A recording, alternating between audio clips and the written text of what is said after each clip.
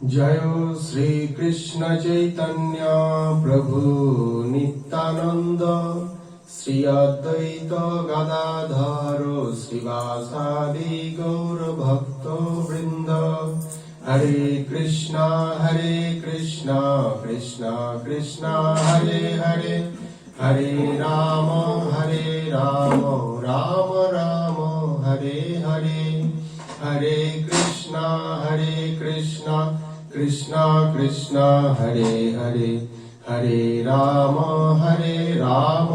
राम राम हरे हरे। हरे कृष्णा कृष्णा कृष्णा हरे हरे, हरे राम राम राम हरे हरे। हरे कृष्ण, সকলকে ধন্যবাদ, প্রণাম। তো আজকে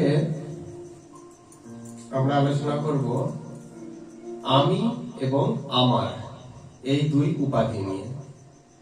ভগবান শ্রীকৃষ্ণ গীতায় যেটা বলছেন 15 নম্বর অধ্যায়ে, যে মামৈবাংশ জীবলোকে জীবভূত সনাতন, জীব আমার সনাতন অংশ। এটাই হলো জীবের প্রকৃত পরিচয়, আসল পরিচয়, চিরকালের পরিচয় বা নিত্য পরিচয়। কিন্তু জীব যখন তার এই জড় জগতে পতিত হয়, জড়া প্রকৃতির কোলে যখন আসে, তখন কি হয় না, সে তার এই প্রকৃত স্বরূপটা ভুলে যায়। জীবের স্বরূপ হয় কৃষ্ণের নিত্য দাস, এই কথাটা সে তখন ভুলে যায়। ভুলে গিয়ে জড়জাগতিক উপাধি সেগুলো নিয়ে ব্যস্ত থাকে। জড়জাগতিক বিভিন্ন উপাধি আছে, তার মধ্যে আমি এবং আমার এই দুই উপাধি তার কাছে তখন প্রবল হয়ে ওঠে। এটাই তার কাছে একমাত্র পরিচয় হয়ে ওঠে, আমি এবং আমার। এই দুই বস্তুকে কেন্দ্র করেই আমাদের জীবন আবর্তিত হচ্ছে। আর আজকে আমরা আলোচনা করব যে এই দুই বস্তু প্রকৃতপক্ষে আমাদেরকে কি প্রদান করে, কি দিতে পারে। প্রথমে আসবো আমি। জীবের স্বরূপ কি বললাম? শ্রীকৃষ্ণের নিত্য দাস, অর্থাৎ আমি কে? কৃষ্ণের নিত্য দাস বা সেবক। এই আমিটা হলো চিন্ময় পরিচয়। কিন্তু অনিত্য পরিচয় কোনটা? এই জড় জগৎ আমি জন্মগ্রহণ করলাম, একটা দেহ লাভ করলাম, তখন আমি কি পরিচয় দিচ্ছি? আমার প্রকৃতপক্ষে জড়া প্রকৃতির 3 গুণের দ্বারা প্রভাবিত হয়ে আমরা আমাদের প্রকৃত পরিচয়টা ভুলে গিয়ে আমি তখন পরিচয় দিচ্ছি আমি অমুক ধনবান ব্যক্তির পুত্র। এটা কি আমাদের প্রকৃত পরিচয়? পূর্বে আমরা কত বাবা মা পেয়েছি, কখনো ধনী কখনো দরিদ্র পিতামাতা আমরা লাভ করেছি কর্ম অনুযায়ী। কিন্তু এই যে এখন আমি জন্মগ্রহণ করে আমি কি বলছি? আমি অমুক ধনবান ব্যক্তির পুত্র। আমি ওই খ্যাতনামা পুত্রের পিতা, আমি ওই মহিলার স্বামী, বা আমি ওই পুরুষের স্ত্রী, কিংবা আমি একজন বড় ব্যবসায়ী, কিংবা আমি একজন বড় ডাক্তার, আমি বড় প্রফেসর, আমি বড় ইঞ্জিনিয়ার। এই যে পরিচয়গুলো, এইগুলোকে নিয়ে আমরা মাতামাতি করি। এগুলো কি পরিচয়? এগুলো আমাদের অনিত্য বা মিথ্যা পরিচয়। এইগুলো নিয়ে মাতামাতি করতে করতে আমাদের কি হয়? আমাদের যে আসল পরিচয় সেটাই ভুলে যাই। তাহলে এই যে আমি, জড়জাগতিক আমি, হ্যাঁ, এটা আমাদের কি করছে? আমাদের সঙ্গে প্রতারণা করছে। কিভাবে? না আমাদের যে প্রকৃত পরিচয় সেটা ভুলিয়ে দিচ্ছে। আমি যে চিন্ময় ও শাশ্বত আত্মা, আমি যে কৃষ্ণের নিত্য দাস বা সেবক, তার সেবা করা বা তার দাসত্ব করাই আমার কর্তব্য, এই সমস্ত কথাগুলো ভুলিয়ে দিচ্ছে। কে ভুলিয়ে দিচ্ছে? না আমি নামক উপাধি। কিন্তু এই আমিটা জড়জাগতিক উপাধিকে যদি বাদ দিয়ে যদি চিন্ময় আমিতে প্রতিষ্ঠিত হই, অর্থাৎ জড়জাগতিক আমিত্বকে যদি পরিত্যাগ করে চিন্ময় আমিত্ব এই পর্যায়ে উঠতে পারি, তাহলে কিন্তু আমাদের প্রকৃত লাভ। চিন্ময় আমিত্ব কি? যেটা বলা হচ্ছে বারবার যে আমি কৃষ্ণের নিত্য দাস বা সেবক। এর ফলে কি হয়? এই আমিটা আমাদের কি করে? এই আমিটা আমাদের প্রকৃত কর্ম বা প্রকৃত কর্তব্য করায়, পালন করায়। যদি আমি এটা মনে করি যে আমি কৃষ্ণের নিত্য সেবক, তাহলে আমার মনে সবসময় উদিত হবে কি? কৃষ্ণের সেবা করাই আমার কর্তব্য। তাহলে কি করব আমি? কর্তব্যবোধ যদি জেগে ওঠে, তাহলে কৃষ্ণ সেবা ছাড়া আমার আর কিছু করতে ভালো লাগবে না। কৃষ্ণ সেবাতেই আমি আত্মনিয়োগ করতে পারবো। কিন্তু জড়জাগতিক আমি আমাদেরকে প্রতারণা করে। তাই আমাদের কর্তব্য কি? এই যে জড়জাগতিক আমি, এই আমিত্ব থেকে চিন্ময় আমিত্ব এই স্তরে প্রতিষ্ঠিত হতে হবে। তাহলে কি হবে? আমাদের এই আমিত্ব সার্থক হবে। আমি এই কথাটা কিন্তু থাকবেই, এটা কিন্তু বাদ দেওয়া যাবে না। হ্যাঁ, যে যতই আমরা প্রচেষ্টা করি কেন, তাহলে যে যাবে না তাকে আমি কি করে তাড়াই? তাহলে সেটাকে চেঞ্জ করতে পারি, তাই তো? তাহলে চেঞ্জ মানে কি? এটা জড়জাগতিক আমিত্ব থেকে চিন্ময় আমিত্বে প্রতিষ্ঠিত হওয়া। বুঝা গেল? আর যখন আমি জড়জাগতিক আমিত্বে থাকবো, তখন কি হবে? আমার পরিচয়টাই আমার কর্ম করাবে। আমি যদি বলি যে আমি একজন বড় ব্যবসায়ী, আমার এটাই পরিচয়, তাহলে আমার কি কথা মনে পড়বে সবসময়? হ্যাঁ, আমার ব্যবসার কথা মনে পড়বে। আমি যদি মনে করি আমি একজন বড় ডাক্তার, কার কথা মনে পড়বে? রোগীর কথা মনে পড়বে। আমি যদি মনে করি আমি একজন বড় শিক্ষক, কার কথা মনে পড়বে? ছাত্রের কথা মনে পড়বে সবসময়। কিন্তু আমি যদি মনে করি যে আমি হলাম কৃষ্ণের নিত্য দাস, তাহলে কার কথা মনে পড়বে? তাহলে কাকে মনে করতে এসেছি আমরা? হ্যাঁ, কৃষ্ণকে স্মরণে রাখাই আমাদের কর্তব্য। তাহলে আমাদের পরিচয় আমাদেরকে হৃদয়ে স্থাপন করতে হবে। প্রকৃতপক্ষে আমি কে? বাইরের মুখ থেকে আমরা হয়তো বলতেই হয় সেটা, হ্যাঁ আমি অমুক, কিন্তু হৃদয়ের মুখ দিয়ে বা হৃদয়ের চেতনা দিয়ে আমাদেরকে জানতে হবে যে সব সময় যে আমি কৃষ্ণের নিত্য সেবক, তার সেবা করার জন্যই এই জড় জগতে আমি এসেছি। সেবা করব এবং আরো 5 জনকে নিয়ে সেই সেবাটা করব, তাদেরকেও শেখাবো বা তারাও শিখবে, তাদেরকেও সাহায্য করব, এইটা। কিন্তু কখনোই কোনো মানুষকে এই ভগবানের সেবা থেকে মানে কি বলবো, তাকে বিচ্যুত করব না সেবা থেকে। তাহলে বোঝা গেল? তাহলে দুটো আমির কথা বললাম। একটা আমি হচ্ছে কি চিন্ময় আমি, আর একটা জড়জাগতিক আমি। চিন্ময় আমিটা কিরকম? নিত্য। আর জড়জাগতিক আমিটা কিরকম? অনিত্য। আমি আজ ধনী, আমি গর্ব করছি আমি আজ ধনী, কাল ধনী থাকতে পারবো? তাহলে এটা অনিত্য নয়? এই জন্মে আমি ডাক্তার হয়েছি, পরের জন্মে হতে পারবো? নাও তো হতে পারি, কোনো গ্যারান্টি নেই। তাহলে এটাও কি আমার অনিত্য পরিচয়। কিন্তু আমি কৃষ্ণের নিত্য সেবক, এইটা কি? এটা নিত্য। এই সম্পর্কটা কেন না? এই সম্পর্কটা কখনো তৈরি হয়নি। আমি যখন ছাত্র ছিলাম তখন কি আমাকে কেউ ডাক্তারবাবু বলতো? হয়নি তো। আমি তখন ডাক্তার হইনি, কারণ পড়াশোনা করে তারপর আমি কি হয়েছি, ডাক্তার হয়েছি। তারপর লোকে আমাকে বলে ডাক্তারবাবু। তাহলে একদিন এই কি বলবো, ডাক্তারবাবু এই বলাটা শুরু হয়েছে। যা শুরু হয় তার শেষ হয় জগতের এই প্রকৃতির নিয়ম অনুসারে। তাহলে এই বলাটাও একদিন শেষ হবে। যখন আমরা শ্মশানের পাশ দিয়ে যাই তখন সেখানে ধনী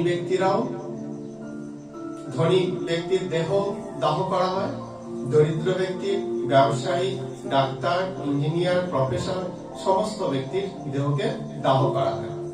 তখন আমরা পাশ দিয়ে যেতে যেতে কি বলি, দেখ সব দাহ করা হয়েছে।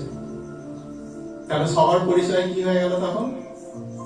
দেহটা সব, অর্থাৎ মৃতদেহ। এটাই পরিচয়। তখন আর কেউ বলে না যে ডাক্তার কি ইঞ্জিনিয়ার কি প্রফেসর কি আরো ইত্যাদি ইত্যাদি, সেগুলো বলে না। তাহলে এই যে উপাধিগুলো জড়জগৎ কেন্দ্রিক, এগুলো হচ্ছে সব হচ্ছে অনিত্য। আর নিত্য আমি কোনটা? কৃষ্ণের নিত্য দাস সেবক। এটা কখনো সম্পর্কটা সৃষ্টি হয়নি, আর তাই কখনো এই সম্পর্কটা বিচ্ছিন্ন হবে না বা ধ্বংস হবে না। তাহলে এইটাই যে কৃষ্ণের আমরা নিত্য দাস বা সেবক। এই সম্পর্কটা যেহেতু কোনোদিনও সৃষ্টি হয়নি, তাই এটা কখনো শেষও হবে না। সূর্য আগে সৃষ্টি হয়েছে, তারপর কি তাপ সৃষ্টি হয়েছে তার? সূর্য এবং সূর্যের তাপ অভিন্ন তো। ঠিক সেরকম পরমাত্মা এবং জীবাত্মার মধ্যে সম্পর্ক অভিন্ন, চিরকাল একই রকম ভাবে আছে। বোঝা গেল? এই আমিটা যে আমরা যেন কখনোই ভুলে না যাই যে আমি হলাম চিন্ময় ও শাশ্বত আত্মা, পরমাত্মার অংশ হয়ে পূর্ণের সেবা করাই আমার কর্তব্য। এই গেল আমি। আর জড়জাগতিক আমি আমাদেরকে কি করে, কি প্রদান করে? মোহগ্রস্ত করায়। চিন্ময় আমি আমাদেরকে এই জড়জগতের বন্ধন থেকে মুক্ত করে। আর জড়জাগতিক আমি এটা কি করে? এই জড়জগতের বন্ধনে আবদ্ধ করে আর বারবার আমাদেরকে এই জড়জগতে দুঃখ কষ্ট প্রদান করে। মানে জন্ম মৃত্যু হওয়া মানে দুঃখ কষ্ট প্রদান, কিচ্ছু করার নেই। তাহলে আমরা কোন আমিতে প্রতিষ্ঠিত হব? চিন্ময় আমি, এই আমিতে। বোঝা গেল? আর একটা বস্তু, সেটা কি? এটা গেল আমি নিয়ে কথা হলো। আর একটা কি? আমার। প্রত্যেকটা জীবের যে জীবন আবর্তিত হচ্ছে এই আমি এবং আমার, এই দুটো বস্তুকে কেন্দ্র করে। তাহলে আমিটা বুঝতে পারলাম। এবার আমরা আলোচনা করব আমার এই কথাটা। জীব যখন এই জড় প্রকৃতির সংস্পর্শে আসে তখন এই প্রকৃতির 3 গুণের দ্বারা প্রভাবিত হয়ে যা সে কাছে পায় সেটা কি আমার, এই জ্ঞান করে। ভগবান শ্রীকৃষ্ণ বলছে কি না, অহং সর্বস্ব প্রভব, আমার থেকে সমস্ত কিছু উৎপন্ন হয়েছে। তাহলে সমস্ত বস্তু কার? ভগবানের। তোমার জমি থেকে যদি কিছু ফসল উৎপন্ন হয়, ফসলটা আমার হবে কি করে? তোমারই তো হবে। তাহলে ভগবানের থেকে সবকিছু সৃষ্টি হয়েছে, তাহলে আমার হলো কি করে? সব কার? ভগবানের। কিন্তু আমরা মিছে মায়াতে বদ্ধ হয়ে সেগুলো কি মনে করি? আমার। ওই ধনবান পিতা, ওই ধনবান ব্যক্তি আমার পিতা, ওই খ্যাতনামা ব্যক্তিটি আমার পুত্র, উনি আমার স্ত্রী, উনি আমার স্বামী ইত্যাদি। এগুলো কি? প্রকৃতপক্ষে ভ্রান্ত। কিন্তু আমরা একবারও বলতে সাহস পাই না যে কৃষ্ণ আমার। এক ব্যক্তি তাকে একটা রাধা মাধবের আলক্ষ্য দেখানো হচ্ছে যে বলতো এটা চিনতে পারছো? বলে হ্যাঁ চিনব না, এটা মায়াপুরের রাধাকৃষ্ণ। হ্যাঁ, আর তার পাশে যখন আরো 5 জন আছে তখন বলছে এটা আমার স্ত্রী, এটা আমার পুত্র, এটা আমার বন্ধু, এটা আমার জামাতা, এটা বৌমা, এটা নাতি, এটা আমার নাতনি। তাহলে যেগুলো অনিত্য, যাদের সঙ্গে সম্পর্ক কিছুদিনের জন্য, সেইগুলোকে আমরা কি বলছি? আমার। আর রাধাকৃষ্ণকে কি বলছি? মায়াপুরে। ওটা মায়াপুরে, ওটা আমার না। তাহলে কৃষ্ণ কি করে আমার হবে? আমি তার কৃপা কিভাবে লাভ করব? তাই তো। তাহলে আমার যেই বস্তুগুলো, সেইগুলোকে যিনি আমার তাকে পর করে দিলাম, আর যারা আমার নয় তাদেরকে আপন করে নিলাম। তাহলে এটাই কি দুঃখের কারণ নয়? আমার খুব ইচ্ছা হয়েছে একটা সুস্বাদু ফল খাবো। গ্রীষ্মকালে পথে চলতে চলতে ক্লান্ত হয়ে পড়েছি, তো আমার ইচ্ছা হচ্ছে যে একটা রসালো কিছু ফল যদি পাই খুব খাবো। তো সেই সময় আমার কি খাওয়া উচিত? ডাব খাওয়া উচিত। ডাবের জল আমাকে পরিতৃপ্ত করবে, কি এক গ্লাস আখের রস। কিন্তু আমি সেই সময় যদি শুকনো বাদাম যদি চেবাই, তাহলে কি আমার সেই পিপাসা মিটবে? মিটবে না। হ্যাঁ, আমরা কি করি? আমরা বাদামটাকেই ভাবছি যে এটাই রসালো ফল, আর ডাব বা আখের রসকে, এগুলো কি করছি? বা তরমুজকে আমরা পরিত্যাগ করছি। ঠিক সেই রকম যে যেটা আমার ভ্রান্তিবশত, সেটাকে আমি পর করে দিলাম, আর যেটা প্রকৃতপক্ষে আমার নয়, সেগুলোকে ভ্রান্তিবশত আমরা আপন করে নিলাম। আপন তো আপনের মতো আচরণ করে, পর পরের মতো আচরণ করে। তাই আমরা সংসারের মানুষগুলোর কাছ থেকে এরকম দুঃখ কষ্ট ভোগ করি। কৃষ্ণ আমার, সে আপনের মতনই ব্যবহার করবে, কিন্তু তাকে তো আমি দূরে সরিয়ে রেখেছি। আর সংসারের মানুষগুলো প্রকৃতপক্ষে এরা আপন নয়, এদেরকেই আমরা আঁকড়ে ধরে বাঁচতে চাই। তো এইটাই, এই আমার কি করে? এই আমার, এই উপাধিটা জীবকে দুঃখ দেয়। যেমন আমি আগে যেটা আলোচনা করলাম, এই যে উপাধি মানুষকে কি দেয়? মোহগ্রস্ত করে, প্রতারণা করে, এই আমি উপাধিটা। আর ঠিক সেরকম আমার এই উপাধিটা কি করে? এই উপাধিটা আমাদেরকে দুঃখ প্রদান করে। আমার এই জিনিসটা, যেমন মানে বলা হয়েছে, পাড়ায় খবর আসলো যে জমিতে, যেখানে চাষ হচ্ছে, সকলের জমি আছে, এই জমিতে ষাঁড় এসেছে, এসে সব ফসল খাচ্ছে। এবার গিয়ে দেখলে যে তোমার জমিটাতেই সব নষ্ট করেছে, বাকি সব জমি ভালো আছে, সেখানে কিছু করেনি। ষাঁড় এসে সব এইগুলো, হ্যাঁ, শস্যগুলো নষ্ট করে দিয়েছে। দুঃখ হবে তো? কার বেশি দুঃখ হবে? যার জমিটা। কেন হবে? চাষি মনে করে যে ওই জমিটা আমার। আচ্ছা, তুমিও চাষি, উনিও চাষি, ওনার তো দুঃখ হচ্ছে না। কেন হচ্ছে না? কারণ কি? ওটা আমার নয়। ওটা আমার নয় বলে আমি দুঃখ পাচ্ছি না। তাহলে এই জড় জগতের যে কোনো বস্তুকে যদি আমার বলে মনে করি, তাহলে সেটা দুঃখই প্রদান করে। হ্যাঁ, যেমন এক বালক খুব ছোটবেলায় একটা আমের গাছ রোপণ করেছিল। সে এখন বড় হয়েছে, অনেক বড় হয়ে গেছে। সেই আমের গাছটাকে কেটে দেওয়ার জন্য বাড়ির লোক বলছে। হ্যাঁ, কিন্তু সেই বালকটা কি বলছে? আমার নিজের হাতের বসানো গাছ, আমার নিজের হাতের বসানো গাছ, ওটাকে আমি কাটতে দেব না। মানে দেখ বাবা, ঝড় বৃষ্টি হচ্ছে, ঝড় হচ্ছে, এই তো আমাদের কুড়ে বাড়ি যদি ভেঙে যায়, যদি ডাল পড়ে ভেঙে যায়, তো কেটে দেয় ভালো। মানে না, আমার হাতের বসানো গাছ, আমি ওটা কিছুতেই কাটবো না। পরবর্তীকালে সত্যিই তাই হলো কি না, একদিন ঝড় হলো, ঝড়ে গাছটা পড়ে গিয়ে তাদের একমাত্র ছোট্ট কুঠিরটা ভেঙে নষ্ট করে দিল। কে দুঃখ পেল? তারাই দুঃখ পেল। কেন? আমার হাতের বসানো গাছ, তার মানে বাকি গাছগুলো কেটে দাও, কারণ ওইগুলো আমার হাতের বসানো নয়, কিন্তু এই গাছটা কাটা যাবে না। তাহলে এই যে উপাধিটা আমাদের কিন্তু সর্বদাই দুঃখ প্রদান করে।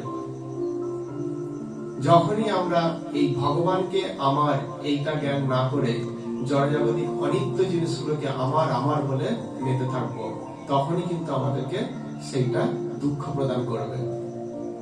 সেই জন্য ভগবান গীতা কি বলছেন? দ্বাদশ অধ্যায়ে নির্মম, অর্থাৎ তুমি মমত্ব বুদ্ধি শূন্য হও। এই জগতে সবকিছু আমার থেকে উৎপন্ন হয়েছে, তাই সমস্ত কিছু আমার, তোমার বলে কিচ্ছু নেই। হ্যাঁ, তাই নিজের বলে কখনো মনে করো না, করলেই দুঃখ প্রদান করবে, দুঃখ প্রাপ্ত হবে তুমি। তাই তুমি মমত্ব বুদ্ধি শূন্য হও।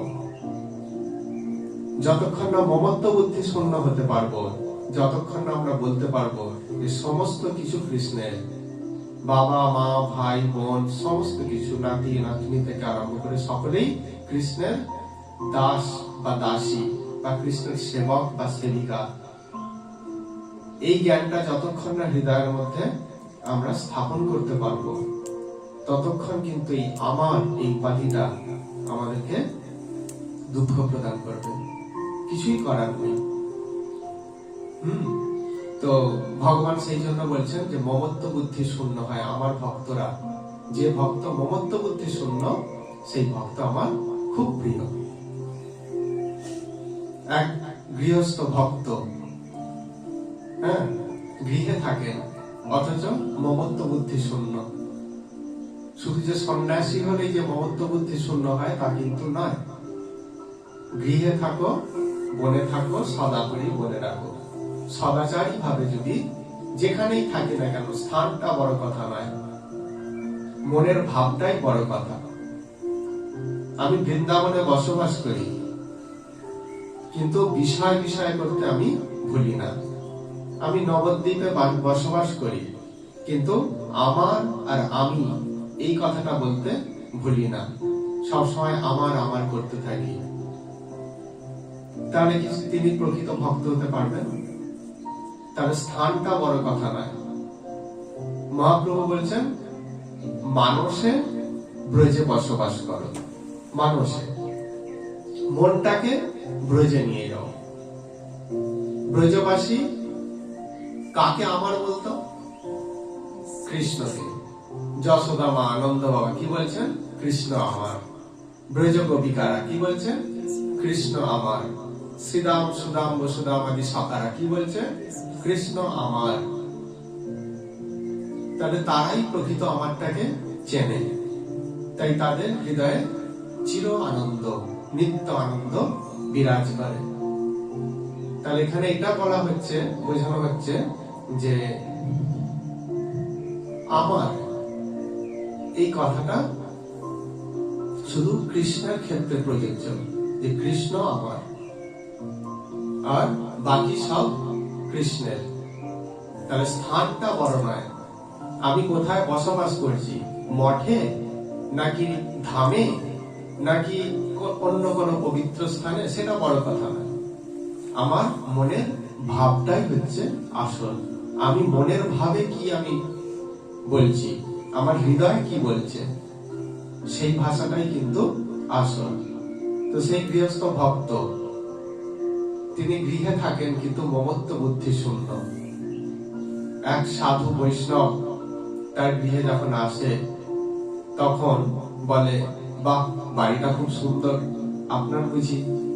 বলে, না প্রভু, আমার হবে কেন, কৃষ্ণের। বাড়িতে প্রবেশ করে যখন দেখছে বাড়িতে সুন্দর একটা বাগিচা, ফুলের বাগিচা, বাগানটাও বুঝি আপনার? বলে, না প্রভু, আমার কেন হবে, কৃষ্ণের।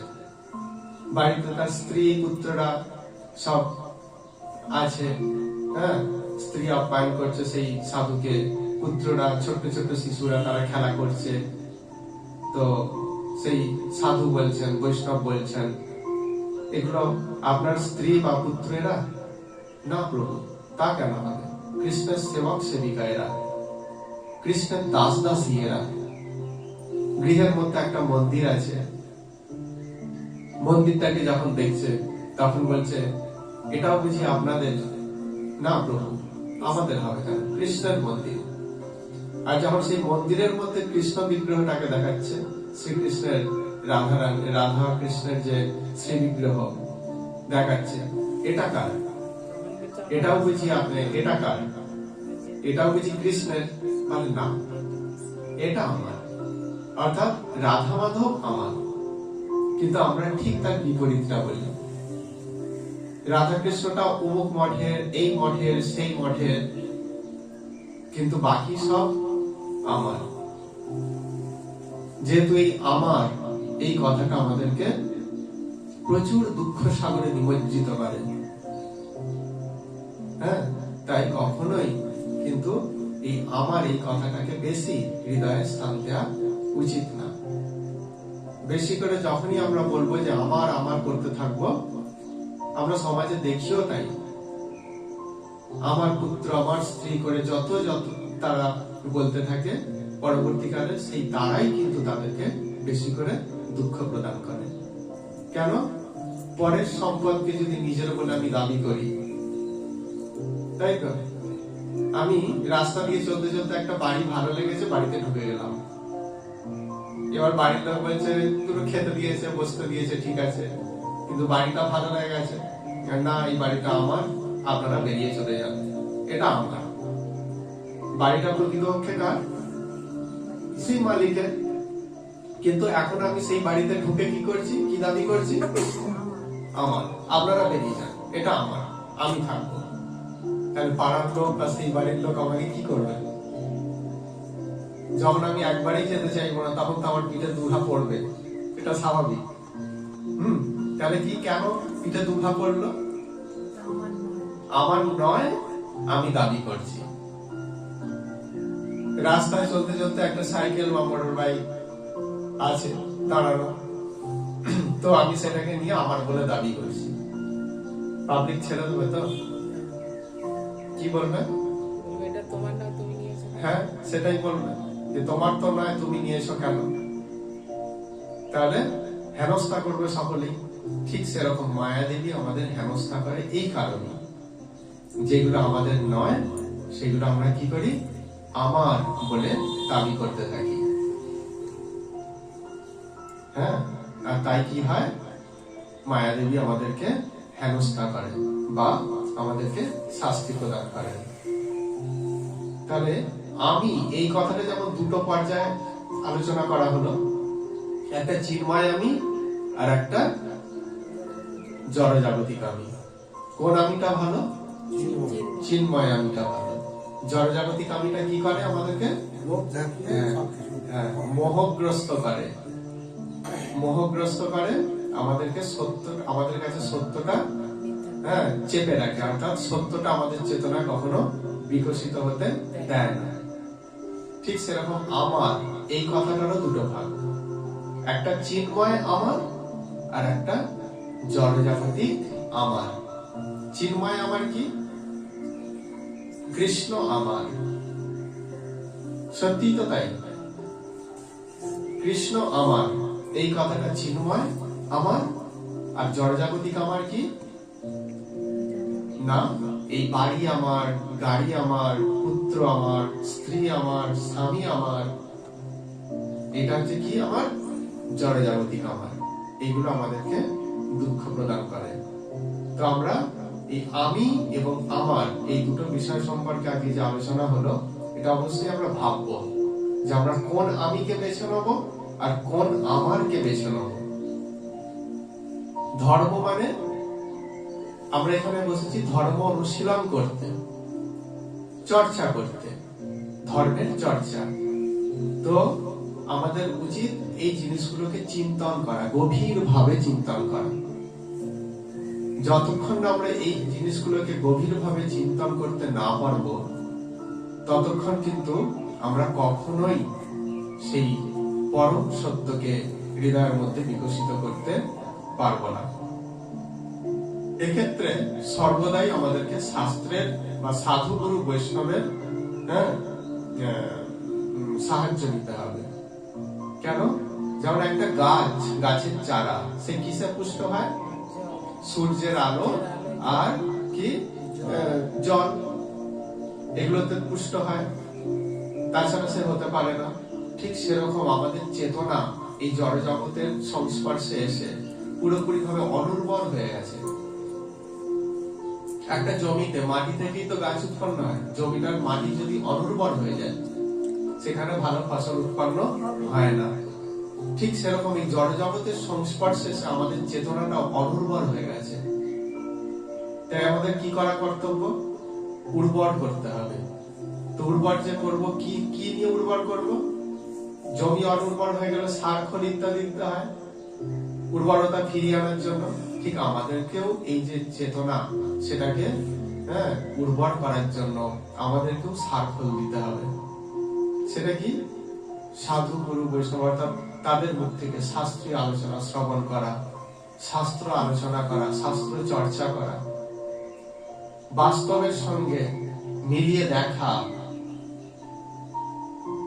এই যে আমি আর আমার, এই যে কথাটা আলোচনা হলো, যারা এইটা করেছে বা এখনো করছে, যারা করেছে তাদের কি পরিণতি হয়েছে, এগুলো বাস্তবের সঙ্গে না মিলিয়ে দিলে আমরা তো কখনোই তো বুঝতে পারবো না। এটাই হচ্ছে আমাদের এই অনুর্বর হৃদয়কে বা চেতনাকে উর্বর করার একটা পন্থা বা মাধ্যম। সবসময় কিন্তু আমাদের চিন্তন করতে হবে, এই জিনিসগুলো মাথায় নিতে হবে। শাস্ত্র কি নির্দেশ দিচ্ছে, শাস্ত্র কি বলছে, সৎ ব্যক্তিরা আমাদেরকে কি উপদেশ প্রদান করছেন, তাদের উপদেশটাই হলো সারখোল আমাদের এই অনুর্বর চেতনাটাকে উর্বর করার জন্য। তাই সর্বদাই তাদের কথার প্রতি আসক্তি রাখতে হবে, সর্বদা তাদের কথা শোনার জন্য উদ্গ্রীব হয়ে থাকতে হবে। আর তারা যে সমস্ত কথাগুলো বলেন, নিশ্চয়ই মন করা নয়, এগুলো স্বয়ং ভগবানেরই বলা কথা। তারা জগৎকে নিজের ভাষায় বোঝাতে থাকে, বলতে থাকে। তাই সেই সমস্ত কথাগুলো আমাদের আলোচনা করতে হবে, চর্চা করতে হবে। আর আমাদের এইটাও যে আলোচনা হলো, একটা ছোট্ট আলোচনা, যে আমি এবং আমার, এই সম্পর্কে ভাবতে হবে যে আমরা কোন আমিটাকে বেছে নেব আর কোন আমিটাকে পরিত্যাগ করব, আর কোন আমারটাকে বেছে নেব আর কোন আমারটাকে পরিত্যাগ করব। তাহলে আমরা প্রত্যেকেই এই সম্পর্কে আলোচনা করব, চর্চা করব বা নিজে নিজে চিন্তন করব। এটাই আমাদের কর্তব্য। ঠিক আছে? হরে কৃষ্ণ। বঞ্ছা কল্পতরুভ্যশ্চ কৃপা সিন্ধুভ্য এব চ পতিতানাং পাবনেভ্যো বৈষ্ণবেভ্যো নমো নমঃ। হরে কৃষ্ণ। সকলকে ধন্যবাদ।